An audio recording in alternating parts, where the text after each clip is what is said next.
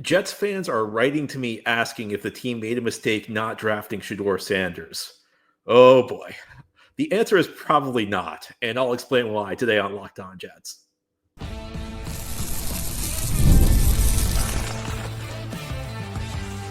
You are Locked On Jets, your daily New York Jets podcast. Part of the Locked On Podcast Network, your team every day. Welcome. This is the Locked On Jets podcast, part of the Locked On Podcast Network, your team every day.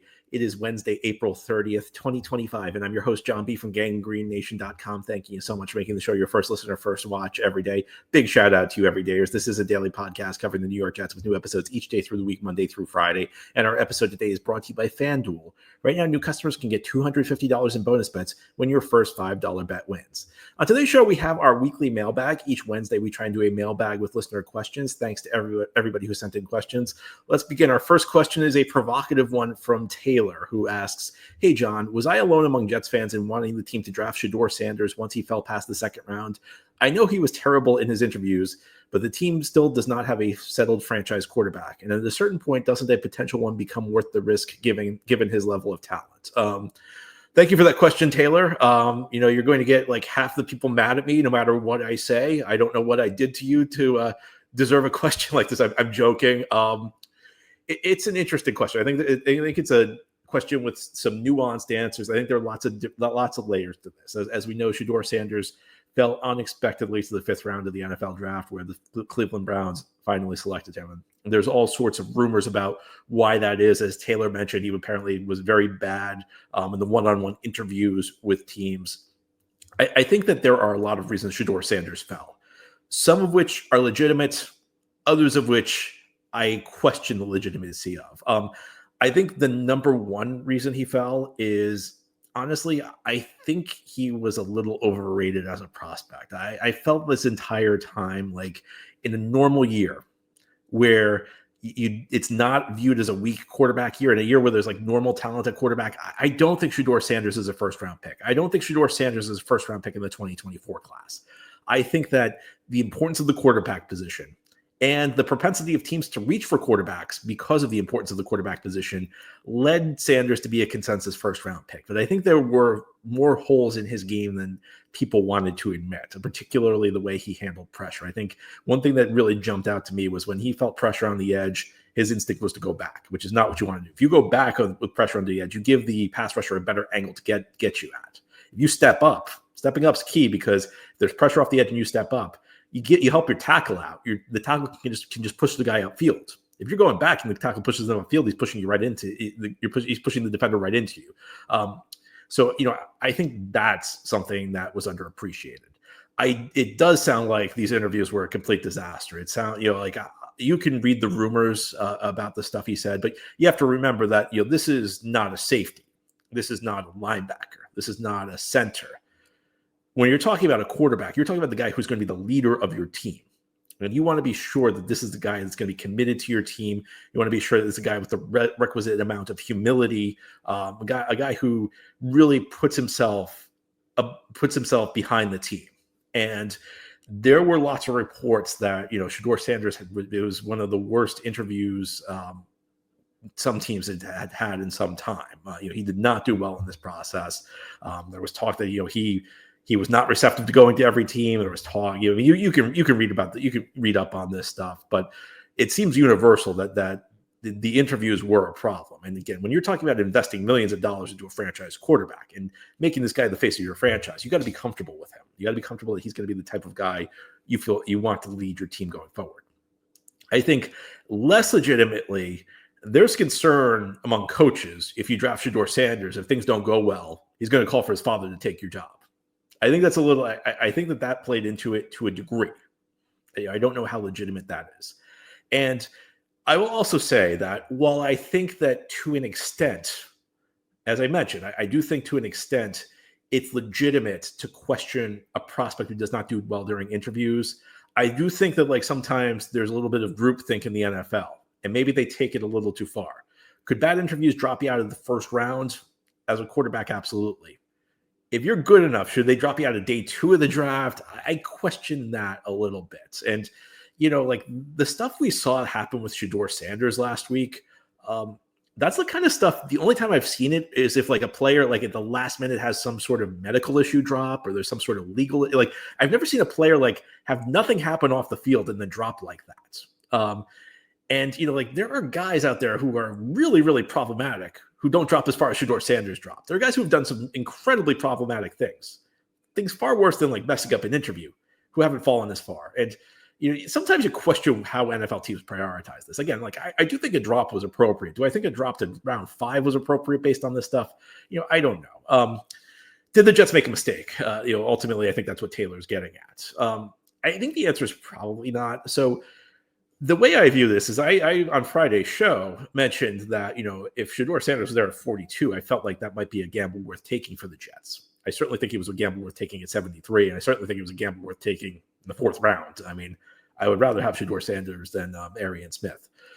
The reason I was okay with taking him at 42 is that you're only committed to a quarterback you draft in the 2nd round as long as you want to be committed to him. And I don't know why. These teams draft quarterbacks in the 2nd round and they act like that quarterback, they have to stick with him. Even though the 2nd round quarterback's really not making that much money, you can easily move on from him. And that's the reason I was okay drafting him in the 2nd round, and especially in the 3rd and 4th. Because at some point, maybe what happened to him will bring some humility. Maybe it'll be a bit of a shock to him, and he'll reconsider, how he handled himself in the interviews. And it also could be a motivating factor. I mean, there are plenty of quarterbacks, including a guy that played quarterback for the Jets last year, Aaron Rodgers, did not have his fall as far, nearly as far in 2005. But Aaron Rodgers dropped into the 20s, and it was a motivating factor for him through much of his career to prove the teams that passed on him wrong. So I think that there were enough tools there for me to justify it. And I think once you get to the 2nd round as a quarterback, you can move on from him pretty quickly. You can tell him, if there are issues, we're going to cut you because you're not making much money. You can see what happens there. I understand why you'd pass someone in the 2nd round, though, because there is a cost. The cost is that you lose the opportunity to draft a high-end prospect like maybe a Mason Taylor. So to me, that makes sense. Because at the end of the day, any quarterback prospect is odds are he's not going to work out. The reason you draft a quarterback is not because they have a better than 50% chance of working out. It's because of the impact if they do work out. Kind of like, if you buy a lottery ticket, odds are you've wasted your dollar.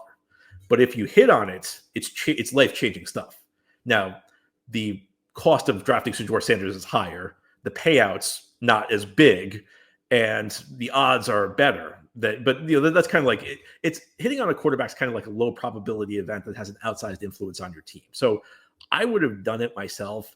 I understand why they didn't, though, especially with Aaron Glenn being a first-year head coach, because if this stuff was true about him not interviewing well, about him Aaron Glenn's made it clear he's trying to establish a culture here that he wants a certain type of player, and again, I think that it was a gamble for me. It was a gamble worth taking on day 2 and certainly day 3 because once you get to the 4th, 5th round, then you're at a phase where you can cut anybody. It doesn't really make a difference, but for a guy like Aaron Glenn, who's very much about year 1, nobody's bigger than the team. We want guys who want to be here. We want guys who are going to work hard.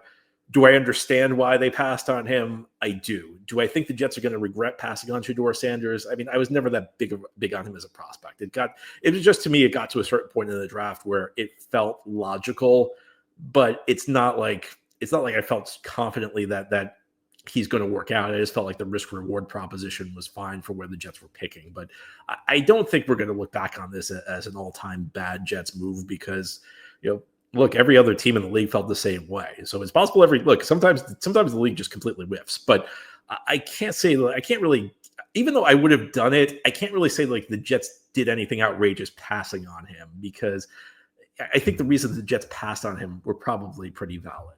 Now, here on the Locked On Jets podcast, we'll turn our attention to a quarterback the Jets did not pass on. That's Justin Fields. How legitimate are hopes for him? I think better than you might think. I'll explain why as we continue here on this Wednesday mailbag edition of Locked On Jets. Today's episode of Locked On Jets is brought to you by FanDuel. The NBA playoffs are here, and FanDuel is giving new customers an incredible way to get in on the action. Because right now, when you join FanDuel and place your first $5 bet, you'll get $250 in bonus bets if your bet wins. You will love how FanDuel makes betting so easy, whether it's picking your favorite team or diving into player props. From three-pointers to steals to assists, FanDuel has so many ways to bet on your favorite player props. Plus, after the game tips off, you can even combine live prop bets into a same-game parlay for a chance to win big. The NBA playoffs have been very exciting. Lots of close games. Whether your team's in it or not, FanDuel is a great way to get in on the action. You can bet on your favorite player props. So don't miss out. Head to FanDuel.com and claim your $250 in bonus bets today. Again, it's FanDuel.com to claim that $250 in bonus bets today. FanDuel.com. Thank you so much for making Locked On Jets your first listener, first watch every day. Big shout out to you everydayers. This is a daily podcast covering the New York Jets with new episodes each day through the week, Monday through Friday. Let's continue now with our weekly mailbag. Our next question: do you believe Justin Fields can throw at the NFL level? It's a little unnerving to be asking that question of a quarterback. His career stats are not overwhelming. Is there anything more than speed and athleticism keeping him in a quarterback rotation? It's difficult to say Justin Fields has been a success to this point. If Justin Fields had been a success to this point, he would not have been available in free agency. He would not have been traded from Chicago to Pittsburgh last year. So he's a reclamation project. The question is, can he become a good quarterback? I think the answer to that is yes, if he's put in the right situation. It's not a guarantee. I don't think Justin Fields is ever going to be like a top 10 quarterback, but I actually did some research on this when the Jets signed him. I looked at every game where Justin Fields threw at least 20 passes to date. And I compared that with every game Sam Darnold threw at least 20 passes prior to 2024. So before Sam's breakout year. And what I found was that Fields in the games he's thrown 20 passes has had a 100 passer rating or better 21.6% of the time. Sam Darnold prior to 2024 had a 100 or better passer rating 23.6% of the time. So Fields 21.6% of the games, Darnold 23.6% of the game. So if you're looking for like a question of does this guy have the profile of somebody who can turn his career around, he's had about the same ratio of elite passing performances as Sam Darnold did prior to Darnold's breakout year. So, what this boils down to, I hope those numbers weren't too confusing. If they were, essentially, Fields is throwing for 100 passer rating, about the same rate Darnold threw for 100 passer rating before his breakout season. That tells me there's something there. And the fact that, 1 out of 5 games he's breaking 100 passer rating shows me that there is upside there. It shows me he can throw the ball. It shows me he's not a running back playing quarterback. But the athleticism does matter because it doesn't really matter from the quarterback whether he makes a big play with his legs or with his arm. Big plays count all the same. And the more ability you have to make a big play with your legs, the less you have to make a big play with your arm. A big play is a big play. So if you make one more running, that's one less you have to make passing. So Fields needs to improve as a passer. There's no question about it. And part of this is going to have to come to the coaching staff, namely Tanner Engstrand, teaching him the fundamentals, helping him get through his progressions quicker. One of his issues is that he's made bad reads. Another issue is that sometimes he holds the ball for too long. And I think the Jets did well drafting Armand Bembou to help with that. The Jets really do need to block effectively in the passing game. They need to pass protect effectively for a quarterback like Fields because Fields has a reputation for taking bad sacks. And, it's kind of a catch-22. Because a quarterback like Fields is mobile. Sometimes mobile quarterbacks take bad sacks because they're trying to make a big play. And sometimes, some of these guys, Russell Wilson was like this, during his prime.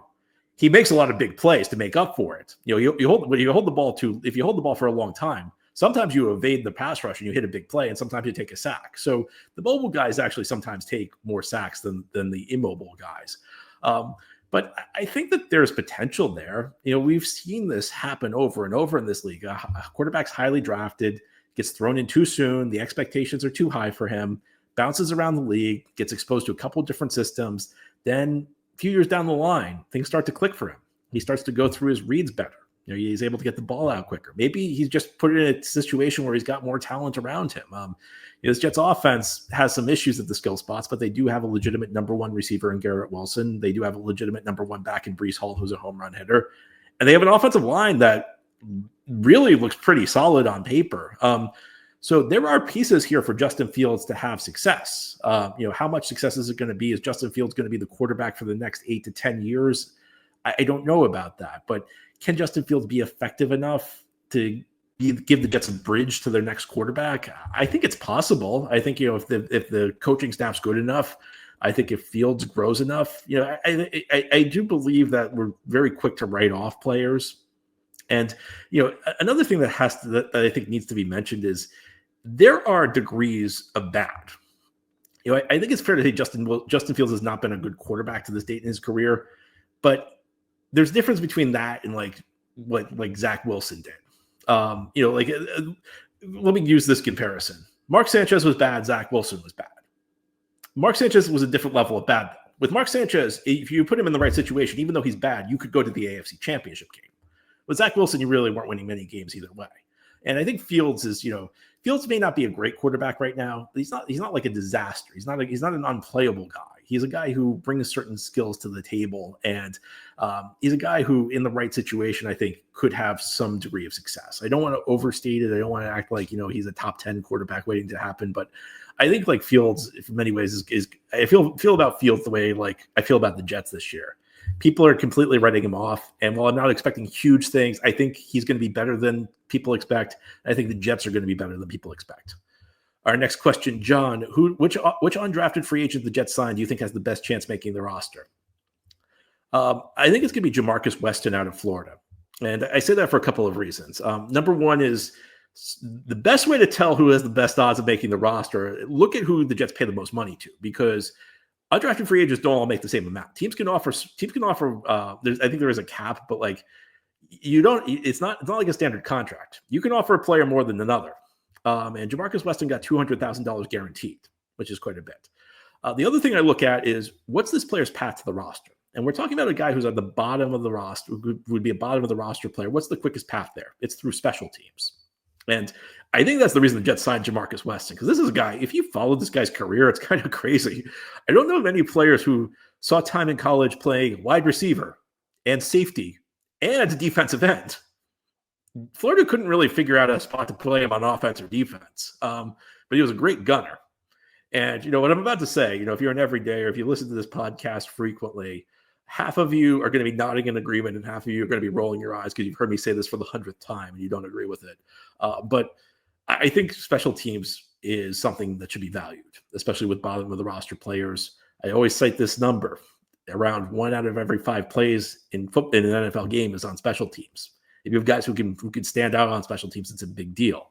And I think, the Jets actually might have 2 really good rookie gunners on the punt coverage team in Ja'Markis Weston and in Arian Smith, the 4th-round pick out of Georgia. I mean, I had issues with that pick of Smith, but he is, by all accounts, a standout gunner. I mean, maybe it's a bit unconventional, but yeah, I am seeing some teams align with like kind of like 3 gunners where you stick 2 guys on the outside and 1 in the slot. Maybe you have those 2 guys and Irv Charles. And, it's a hidden way you can kind of like flip the field position game. I don't know that Ja'Markis Weston really has a natural position, but you just had Justin Hardy for a few years, who was nominally listed as a corner, but, really didn't play the corner position. He was really a guy who was just a special teamer. And I think that there's a clear path for Ja'Markis Weston to make the roster in a way that there's not a clear path for a lot of guys. Ja'Markis Weston could be a starter on special teams. So that's my choice. I could be wrong on this, but I think that when you combine the obvious path to a starting role for him, along with the amount of money the Jets gave him guaranteed, it speaks volumes to me. Now, here on the Locked On Jets podcast, we'll talk about the safety position. Who could help the Jets out at safety? Is there a guy already on the roster who could surprise us by earning a starting role, or do they need to go outside the organization? I have some thoughts on that. I'll give them to you as we continue here on this Wednesday mailbag edition of Locked On Jets. This episode of Locked On Jets is brought to you by Monarch Money. Have you ever checked your bank account and wondered, where did all my money go? Between dining out, online shopping, and entertainment, it's easy to lose track.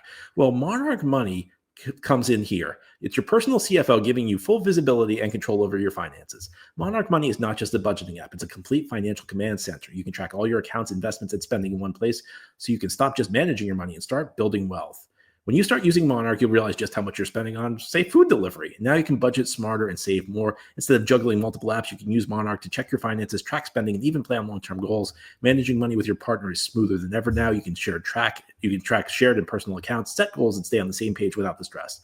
Take control of your finances now with Monarch Money. Use code LOCKEDONNFL at monarchmoney.com for 50% off your first year. That's monarchmoney.com, code LOCKEDONNFL for half off your first year. This is the Locked On Jets podcast here on this Wednesday. We're doing our weekly mailbag show. Our next question, John, who was your favorite Jets day 3 pick? That one's actually pretty easy for me. I like the safety they got out of Alabama, Malachi Moore. In fact, I would say that like of the 4 players the Jets drafted on the final day, he's really the one that I think has a legitimate chance of being a starting level player in the NFL.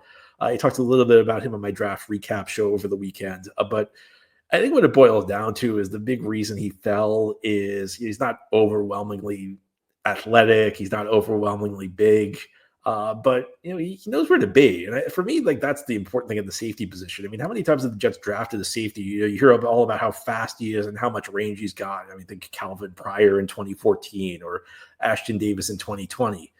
And speed's great, but speed doesn't help you if you don't know how to use it.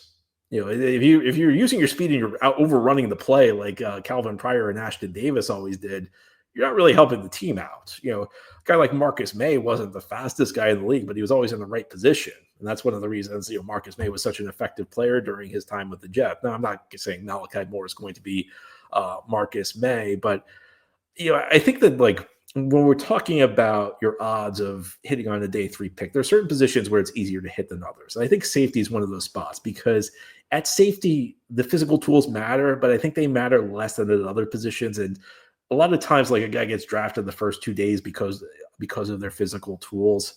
And I mean, you look at the Jets safety position right now, it's not like it's overflowing with talent. I mean, I do like Andre Sisco. I'm going to go out on a limb and say Andre Sisco is going to be a good player for the Jets. I think he fits Eric Glenn's defense perfectly as like that deep middle safety, a guy who's good instincts in the back line of defense. Secondly, that's Tony Adams. Tony Adams right now is the other guy who's penciled in as a starter at the safety position. And Tony Adams is like a guy who's like, if he's your safety, he's not going to destroy you, but he's also not really going to help you out. So I don't think it's out of the realm of possibility that Malachi Moore could replace him, especially because like I think Sisco is going to be the primary guy playing the deep middle, which means the other safety is probably going to be a guy who plays closer to the line of scrimmage. And I feel like that's where Malachi Moore plays is best. I wasn't a huge fan of anybody else the Jets drafted on day 3, which of course means the Jets are going to like nail all these picks except for Malachi Moore because that's the way things go with me. But that's kind of, I think that it's going to be I think Malachi Moore, I wouldn't be shocked to see him in the mix to start this year. And short of that, I wouldn't be surprised to see him as like the third safety in three safety packages. Jets play, big nickel, big dime with 3 safeties on the field. I think Malachi Moore is going to carve out a role for the team this year. I don't think that would be a surprise at all. Our next question from Dan. Seems like we still have hopes at the interior defensive line, safety, and wide receiver in particular. Which free agents could we sign to address these areas? Well, we need to wait to see who gets cut. Good question by Dan. I think that there is an open question. Do the Jets believe these are needs as much as you or I do? I agree with Dan. I think these are all needs. I don't know how much the Jets think these are needs because these are spots where the Jets have brought guys in the offseason. I do think at the safety position, Malachi Moore might be a guy that they're really intrigued by. If we're talking safeties, I mean, Justin Simmons is still unsigned. He's an older player, but another guy who's been a pretty good ball hawk through his career, very instinctual player. Even as he's aging, I think he'll still be relative. He won't reach his highs in Denver, but a guy who could still be relatively productive. I think defensive tackle is kind of tough right now. I mean, I think at this time of year, there are always like guys in their 30s who are just trying to hold on for another year. Would these guys be huge upgrades? I don't really know. I mean, you could bring in a Jonathan Hankins or a Foley Fatukasi or old friend Foley Fatukasi on a 1-year deal. It's tough though. And, the Jets signed some guys in free agency. I'm not really crazy about the guys the Jets signed in free agency. I don't know that there's anybody out there that's a huge upgrade. And at the wide receiver position, I mean, you still have veteran guys who are on the downside of their career, like Amari Cooper and Keenan Allen available. Although wide receiver might be a spot. You see if somebody shakes free at the end of training camp, like the Green Bay Packers now, after what they did in the draft, have a pretty deep room at the wide receiver position, and they probably aren't going to be able to keep all of their guys. So maybe there's a guy in Green Bay who can shake free near the end of training camp. Maybe somebody's kind of the odd man out there. But I mean, this is a spot you don't want to be in the position at this time of year where you need to address needs. And I think, like one of the things I've been saying all offseason is that I think we just need to come to terms with the idea that the Jets are not going to be able to fill every single one of their needs this offseason. I think at this point, there are guys you can bring in. I think like a Justin Simmons or like one of those older receivers makes sense just from the standpoint they know what they're doing. Even if they're kind of on the downside of their career, they can add professionalism. They'll be in the right place at the right time, essentially. But I think at this point, you got to see, like, is there some player out there who maybe is a late cut over, some player out there is at one of those key positions, is unhappy with his contract, and his team ends up cutting him in training camp, or, look at the end of the training camp, is there a surprise cut somewhere? Also, keep an eye on the trade market if there's a quality player who becomes available in a trade. But there are no obvious answers at this time of year. When we're at the end of April, most of the quality players have their team for the year. So it's about, keeping your finger on the pulse. It's about, keep making sure all the cliches, making sure you've crossed every T and dotted every I, all that stuff. But there are no real obvious answers. I don't think there's anybody out there who's a savior for the Jets at any of these positions. I think there are a couple of guys who could be marginal upgrades, and you should keep their eyes on other players who could be marginal upgrades. And that's really what it comes down to. Anyway, that's all for today's episode. This has been the Locked On Jets podcast, part of the Locked On Podcast Network. Your team every day is our motto. As always, if you enjoyed the show, hit the subscribe button where you're watching or listening so that you'll never miss an episode. If you enjoyed the show and are listening on the podcast source, please give it a 5-star review. And if you're watching on YouTube and enjoy the show, please give this episode a big thumbs up. It helps us out, helps other Jets fans find the podcast. Enjoy your Wednesday, everybody. We'll be back tomorrow to talk more Jets.